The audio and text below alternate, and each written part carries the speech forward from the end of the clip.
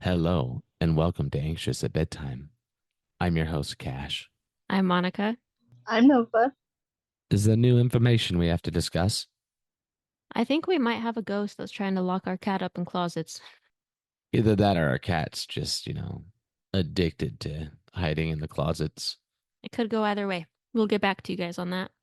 maybe. I apologize in advance. It is a me episode this week, and I'm sick. So I'm so sorry. But hopefully it doesn't sound too rough. Hopefully it's all right. Anything else? Nope.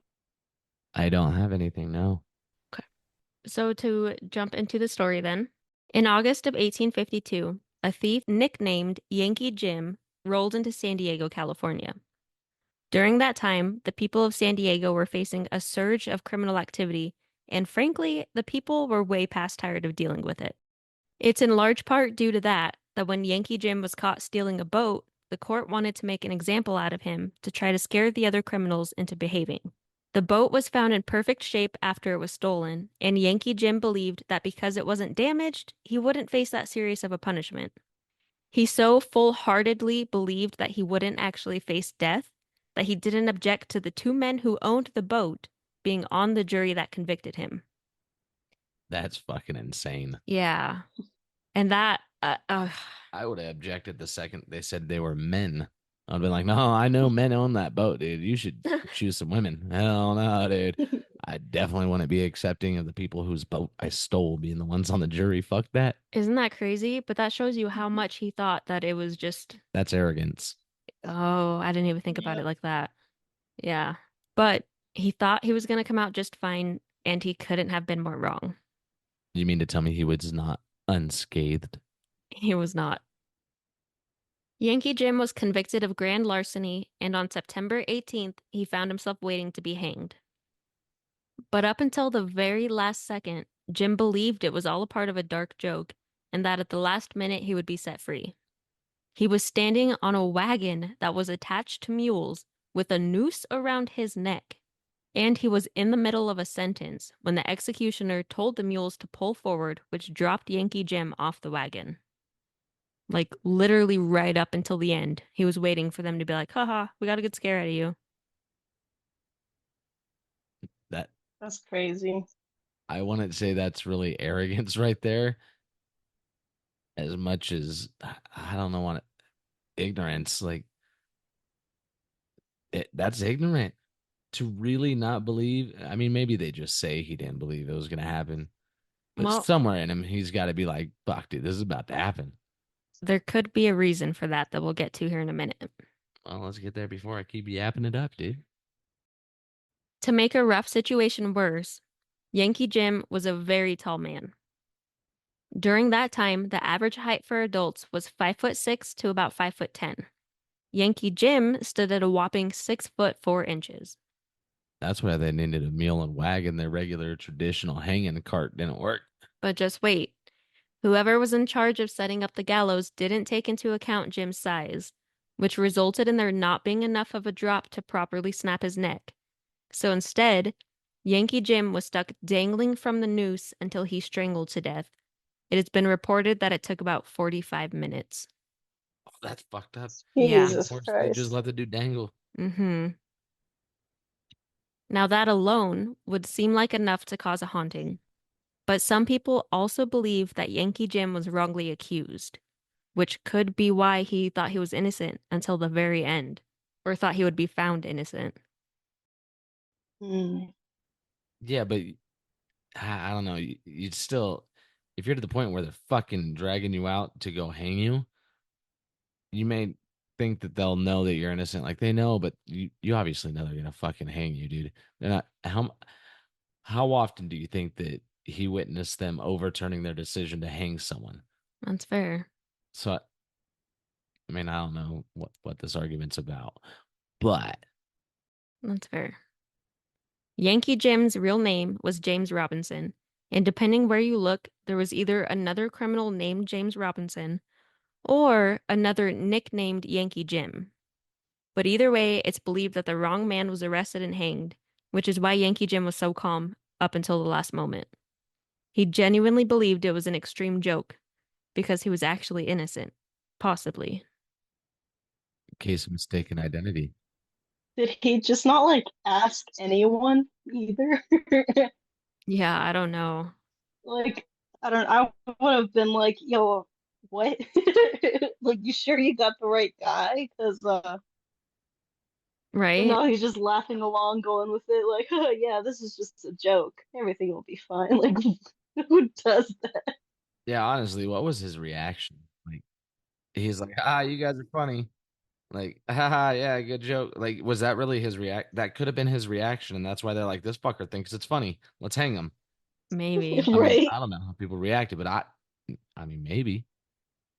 All I know is it sounds like there was a lot of confusion around it at that time. I Yeah, I mean, felt pretty bad for that guy if Hmm. he was innocent, but there's a lot of people being put to death Hmm. nowadays that are innocent. that's true. For real. Back then, they didn't have DNA.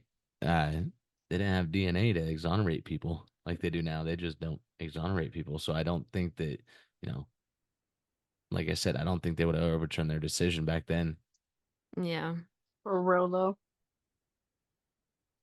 Going along with that theory, I did find an article that said that Yankee Jim wasn't actually arrested red-handed, but red-shirted. When the boat was stolen, the owners just reported seeing a man in a red shirt stealing it, and the boat later washed up without anyone in it. Then, when Yankee Jim was later seen in a red shirt, assumptions were made. Well, now I feel like an asshole because this guy was probably just taking a nice little fucking stroll on the dock. Like that fucking guy took it, just assumed, and that guy was just going for an evening stroll, dude. Yeah, I don't I know. could go either way. Like I said, I don't really know what happened there, but either way, it's a pretty tragic story. For real. Because even if he did do it, that's a horrific way to die. Here's where things get wild. A man in the crowd during Yankee Jim's execution apparently was paying more attention to the scenery than the murder happening in front of him. I don't know. But after watching Yankee Jim hang, he bought the land that the gallows stood on. He bought the what now? The land that the gallows stood on. I guess everything is for sale, and he just really needed his land. Like maybe it really was pretty area. I don't know. But that man was Thomas Whaley. Whaley was born October 5th, 1823, and he was the seventh of 10 children. Back then, they were fucking. Okay. On New Year's Day in 1849, at the age of 26, he left his hometown of New York City and traveled to California during the gold rush. A few years later, while once again visiting New York, he met his wife, Anna Eloise Delaney, and she joined him in San Diego. Construction for his grand house plans began on May 6, 1856. Whaley was quoted saying, "My new house, when completed, will be the handsomest, most comfortable, and convenient place in town, or within 150 miles of here." And he sure achieved that, at least for a while. Oh, From designing it himself to using his own brickyard to supply the very bricks that built the house, Whaley was involved in every step of the house creative process. When the house was finished, it really was beautiful, and it cost Whaley just $10,000 to create a house that was widely recognized as the first of its kind in that area. Can you imagine $10,000 and you get to build your own house? that's the first of its kind, and it's like a renowned house. The fanciest in the land. You could do that nowadays, but people are gonna be like, "You did what now?" Because you'd paper mache $10,000 worth of a fucking house, and they'd look at it a sobbing mess in the rain. Like you spent 10 grand on what now? Yeah, everybody would come to mock it. It wouldn't be something that like this fella's house. Yeah. However, very shortly after moving in, Mr. and Mrs. Whaley reported that they often heard heavy footsteps throughout the home, footsteps that they thought belonged to Yankee Jim. So, right off the bat, things were a little weird, and they just got weirder. Welcome to Anxious at Bedtime. Yeah, we're having a lot of technical difficulties this time, more than normal, which is saying a lot. Yeah. Maybe it's because of the nature of our podcast. Maybe. I know that's one thing that worried me a little bit when we started this was everyone talks about like if you listen to podcasts that are about ghosts and stuff, you have to listen with headphones so that you don't get haunted and I don't believe none of that shit. uh, Not dissing anybody who does, just not part of my belief system. I kind of do. I don't know. I'm very much one of those type of people that feel like when you talk about something, it like gives it power. I'm one of those people that believes you have to give it power. You can talk about it all the fuck you want. You can bring it up, you can do whatever. But until you start giving it power, like hoping, that's when it starts happening. You gotta have something that allows it to come in. Just fucking speaking about something doesn't allow it in. I don't know. You can't deny we've had a increase in paranormal shit happening since we started this podcast. I don't think so. I think we're just a little bit more aware of it, a little bit Maybe. more conscious that it's happening in the moment that we're recording, maybe. But my feeling is if you were to, just by talking about it, allow that kind of shit in your life, shit, I got hella millions of dollars just sitting in the back of the house. Like, if I say that enough times, I'm gonna have hella millions of dollars back there, right? No. Keep saying it. It's like manifesting. I manifested that shit for 34 years almost, and it still hasn't happened. But you think I talk about ghosts one time and I'm gonna start getting a paranormal activity? No. Anyway, back to the story. This Greek revival style home didn't just serve as the Whaley's place of residence, though. It also housed their general store, and throughout different points of history, it was also a courthouse and San Diego's first commercial theater. I thought you were gonna say brothel at some point. No. But so you can just imagine all of the different things throughout San Diego history that this home has seen, as well as all of the energy that has passed through it. Also, adding to that energy was the amount of people living within the home. Thomas and Anna Whaley had a whopping 6 children.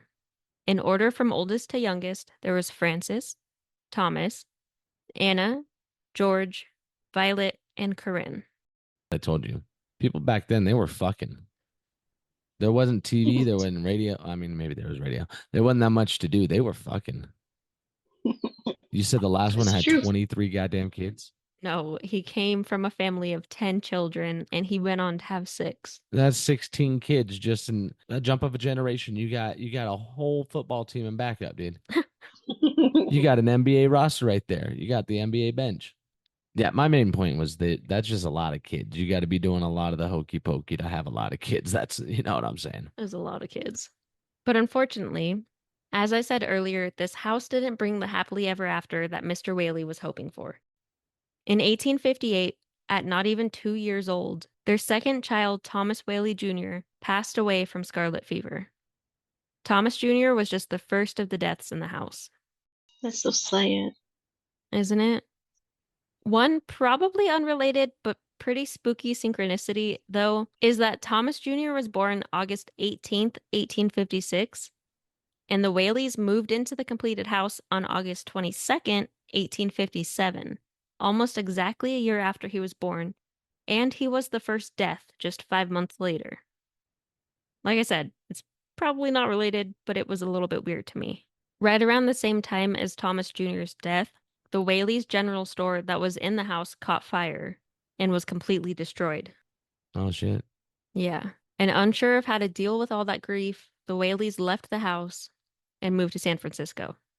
The draw of the house was too strong, and in 1868, Thomas Whaley returned, fixed up the house because of the fire and everything, and then moved the rest of his family back in. Weird. Why? So maybe he just couldn't sell it. Well, I mean, back then, I guess houses didn't flip like they do nowadays. Maybe shit didn't go his way when he moved, and he's like, fuck, at least I got a fallback house. Maybe, I don't know. He was a great businessman, so I don't know. It was after this return that a room upstairs was turned into the theater, which Mr. Whaley rented out to a traveling theater troupe called the Tanner Troupe. Despite just being a converted bedroom, the room housed a stage and 150 people, which is an insane number in my opinion. Yeah, that's a lot of people in one bedroom. Yeah. You got me fucked up. For real. Yeah, it had to be just standing room. I can't imagine they were trying to seat people. There's a bunch of fucking beds. Right. There's enough for 150 people to sleep. That's They're crazy. stacking people just on top. Dog pile. I guess it could have been a really, really big bedroom. I don't know. But women that intended to attend the Whaley's Theater were asked to not wear petticoats or hoop skirts. So The fuck does that mean? the stuff that you put underneath your dress to make it really poofy, They were asked to not wear that if they were going to go watch the theater. Yeah, that's saying there's not enough room. Yeah, I They're think like, don't be so. taking up all this room. Just 17 days after opening night, the theater operator, a man named Thomas Tanner, died. Then the troupe disbanded after being at the Whaley House for a mere 3 months. Sheesh. Yeah. That same year was when the house served as the county courthouse. The county of San Diego rented the courtroom and 3 upstairs bedrooms for $65 a month. The general store was also restored, like I said, and the house was busy and bustling, but even that didn't last for very long because in 1870, a new part of San Diego was established. So the part the Whaleys were in was known as Old Town, and the new part was Newtown. Fucking creative. Yeah. But of course, people just flocked to Newtown because it was new and pretty and everyone wanted to go there. But not Mr. Whaley. He was not about to give up on this dream home that he worked so hard for. The Whaleys stayed in Old Town, which resulted in the Whaley House becoming kind of the symbol of a fight for dominance between Old Town and Newtown. Newtowners wanted the courthouse to be moved to Newtown, and Whaley even offered to sell the house to the county so that they could stay in Old Town.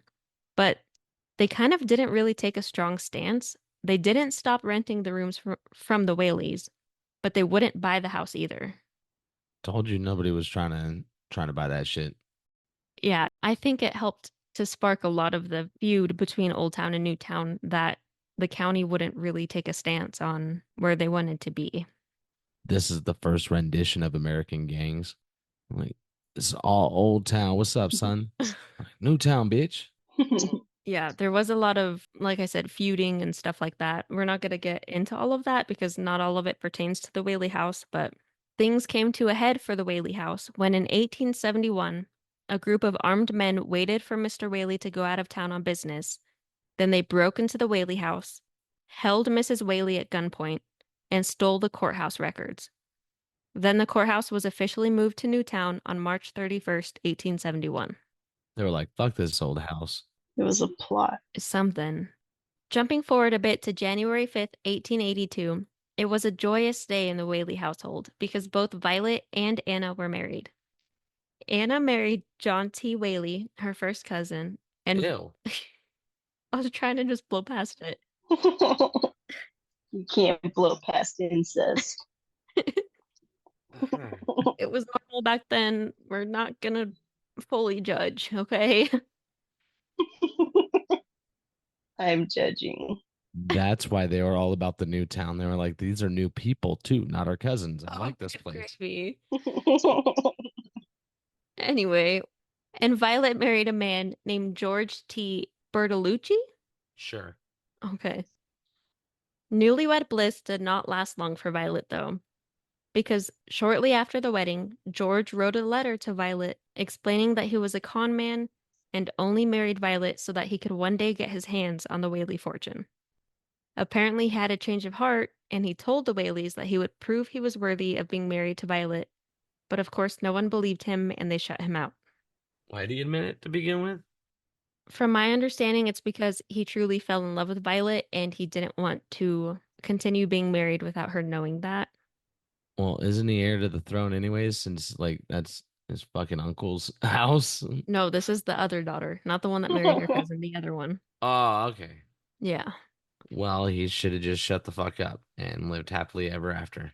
Or don't marry for con reasons in the first place.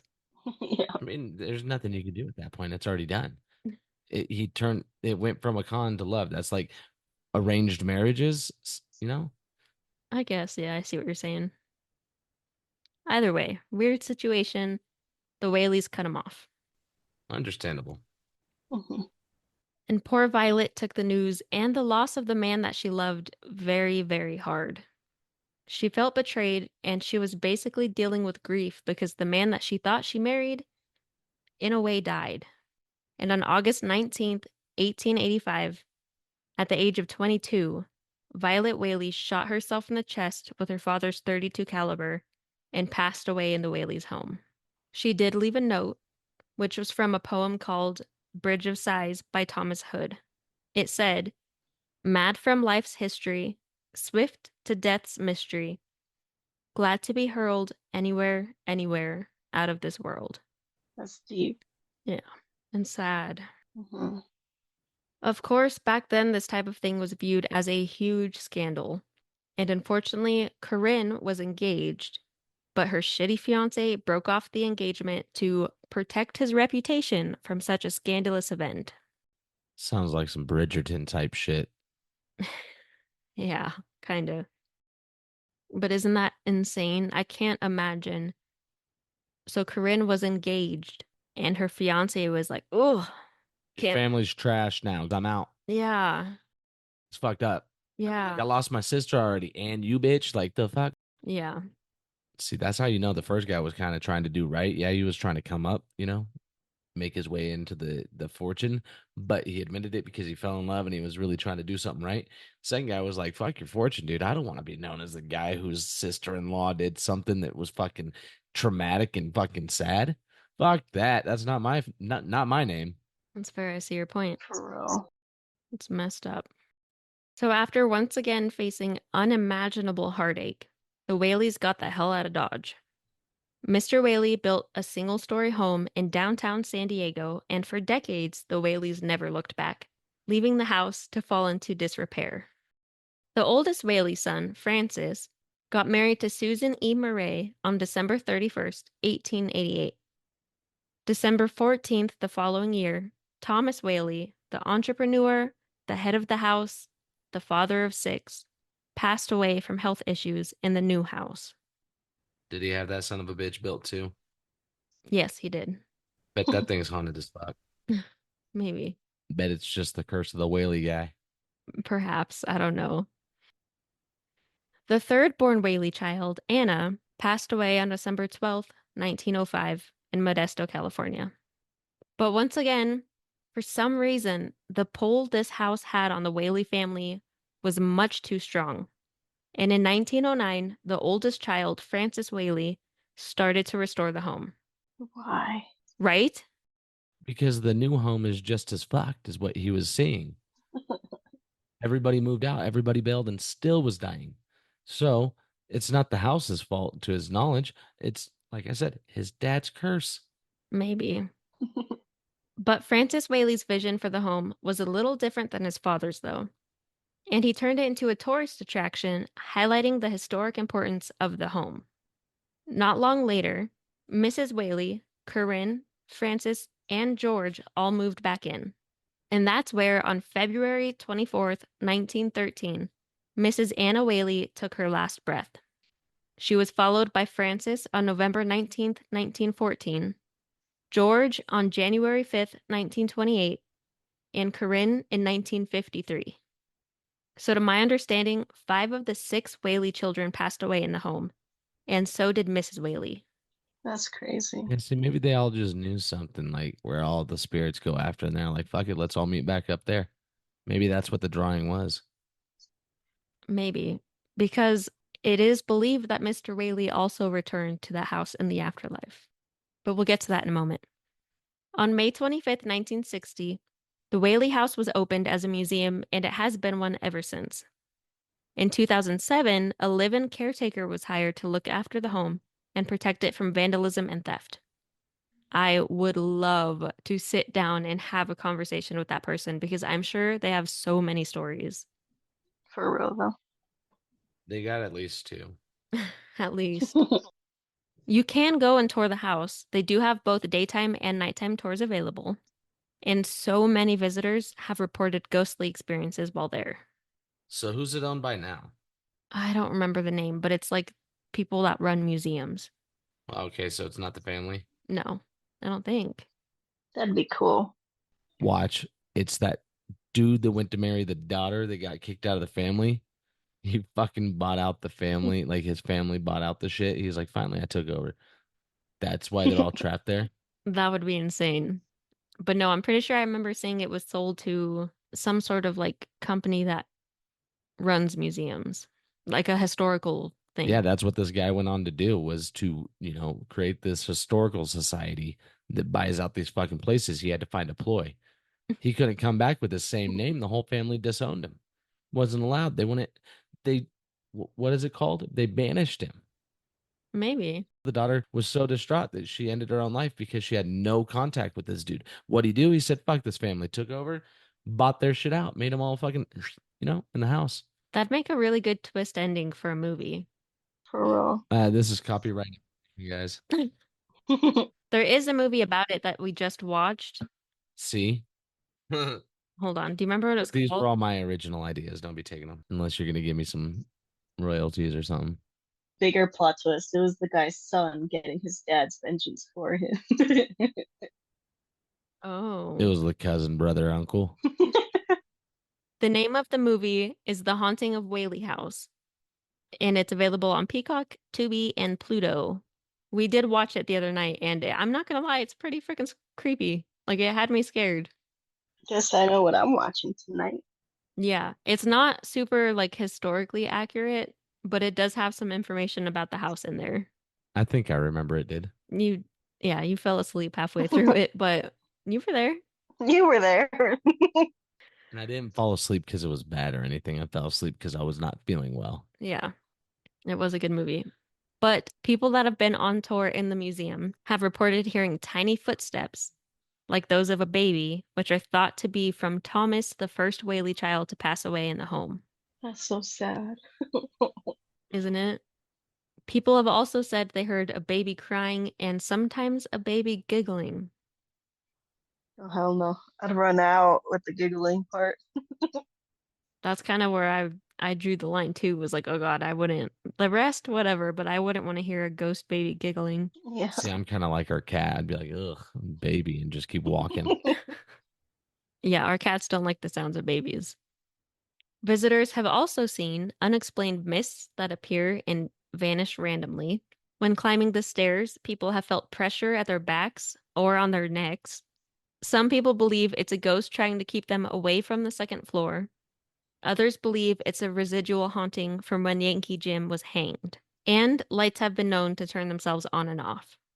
So they don't allow live streaming, video recording, or audio recording if you take the tour. But if you take pictures, they ask that you tag hashtag WhaleyHouseSD. And if you search the tag on Instagram, you can see so many creepy pictures. And that's when I told you, Nova, the other day that I was really freaked out because I was home alone. And it was after I was looking through all those pictures. uh, Yeah. it's kind of like the, the vortex rules. What? And so that kind of reminds me of the vortex rules. They're like, you can only take pictures and tag us, but no recording. Yeah, right? It's weird. But it does seem like a lot of people really do catch something otherworldly on camera. And it's just a beautiful house to see in general, so it's fun to look at the pictures regardless. But there's been a ton of apparitions caught. One picture I saw, you can clearly see a man in a suit standing in a window, and he looked an awful lot like Mr. Whaley himself. That's so crazy. And like I said, Mr. Whaley has been reported to be seen a few times, so it seems like maybe he joined his family back in that house, Well, at least that part's kind of sweet. They're all together. right? Some people have even been reported feeling a hand touch their shoulder or elbow as if somebody was trying to grab them. And people have also experienced waves of extreme sadness or grief while doing the tours, as well as feeling like they can't breathe. But so that's the story of the Whaley House. While it was created with the great intent of bringing together a community, was it doomed from the start before Mr. Whaley even broke ground? Did the Whaley family just experience a ton of tragedies that were common in that era? Or were they handed more than the average family because of the gallows that their house was built on top of? And what was it about the house that kept pulling the Whaley family back in? One reason I think there's so much energy and activity there is because you have all of the quote unquote classic tropes that created a haunted house. There's the bride that died from a broken heart, the baby that passed away way before its time, the death of a possibly innocent man. So much has happened on that land, it's insane. For real, though. Yeah, I definitely recommend looking up that hashtag on Instagram and checking out some of the pictures because there's a lot of creepy stuff. I'm definitely gonna. I still stick to my original assumption Hmm. that he was cursed, and that's all it is. Yeah. His first house, his second house, his family had to keep coming back. That wasn't because like some drawing. He's just no. financially unstable? You said he was a money guru, that he kept running this business as multiple different businesses. Maybe because none of them were actually successful. They just made enough money to float by. And then the family kept leaving and having to come back to it. People, when they ain't got no place to go back to their family home. Maybe. I didn't look too much into his financials because it didn't have a lot to do with the house, but there was a lot of talk about how he was a very successful businessman and he was trained by his father, who was also a successful businessman. But you're right, just because you are at one point a successful businessman doesn't mean that you always are. And you could be a very successful businessman and still spend your money unwisely and not have any actual money. Still have great businesses that are running, paying for themselves, but you don't have any income, or you have a lot more debt That's fair. because you got a gambling problem or something like that. I don't know. I don't know this guy's life that much. But that does raise a good question. Do you think he could have been cursed because he was one of the people in the crowd watching Yankee Jim get hanged, horrifically hanged? Could be. But even if Yankee Jim didn't know, at least at the beginning, that he bought the house, maybe, I don't know, he cursed everybody that was there watching or something, or decided to haunt everybody. I don't think so because everyone else seems to be fine. But Like, maybe we just know about the Whaleys because he he did was buy the famous. land. Yeah, and he was pretty famous. That's possible too. Maybe we'll have to see what all transpired in that area after that day and age, that time back then. Do it. That would be interesting. I wonder if we could find somehow like a list of people that were there in the crowd and just kind of see what their lives turned out to be like. I don't know if there's going to be like vast documentation or if we're that good at research I don't to think so find all either. that shit.